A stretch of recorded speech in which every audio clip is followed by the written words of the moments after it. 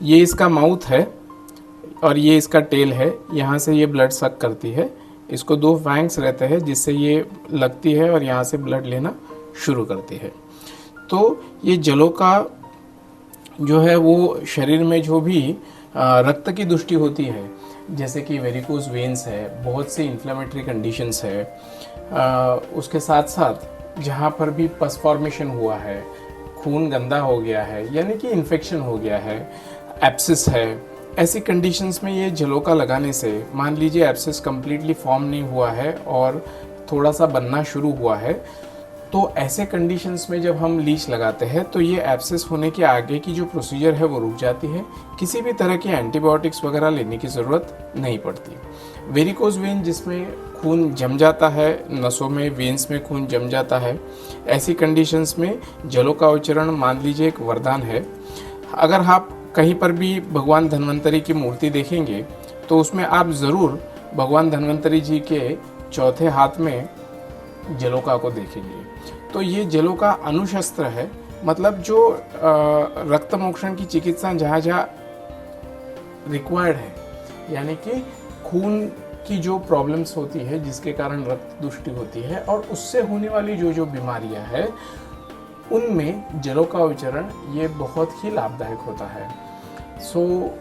Migraine जैसी condition है, spondylitis जैसी कंडीशन है, या फिर एब्सेस जैसी कंडीशन है, वेरिकोज वेन है, कहीं पर पेन है, यूरिक एसिड बढ़ा हुआ हो, ऐसे सारी कंडीशंस में ये जो जलोका उच्चारण हम करते हैं ये बहुत ही लाभदायी होता है। इसके 2 या 3 सेटिंग्स लगते हैं।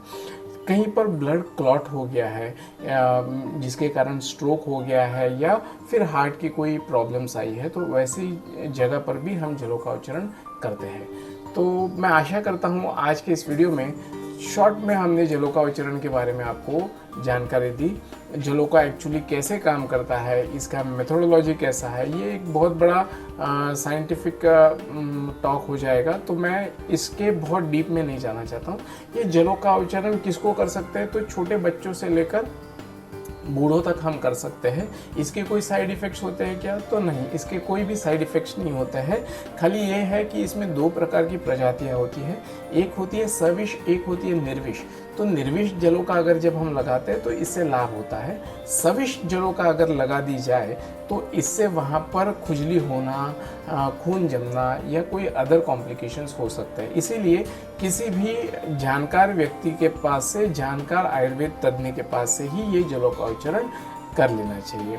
एक चीज़ यहाँ पर बहुत ध्यान में रखने वाली जैसी है कि अगर कोई एंटीप्लेटलेट्स मेडिसिन ले रहे हैं, जैसे कि एस्पिरिन हो या क्लोपिडोग्रिल हो जिससे खून जमे नहीं, ऐसी मेडिसिन अगर ले रहे हैं तो ऐसी अवस्था में जलोका उच्चारण नहीं करना चाहिए, क्योंकि ये लीच जो है वो खून चूसती है, उसके साथ साथ उसमें एक ऐसा तत्व रहता है, उसके सलाइवा में हिपैरिन नामक एक तत्व रहता है जिससे खून जमता नहीं है। हिपैरिन के सदृश एक केमिकल है जिससे खून जमता नहीं है, और एक बार आपकी जलोका अगर निकल भी जाए तो कुछ समय तक वो खून बहते रहता है। अच्छा, उसको डरने वाली बात नहीं होती है।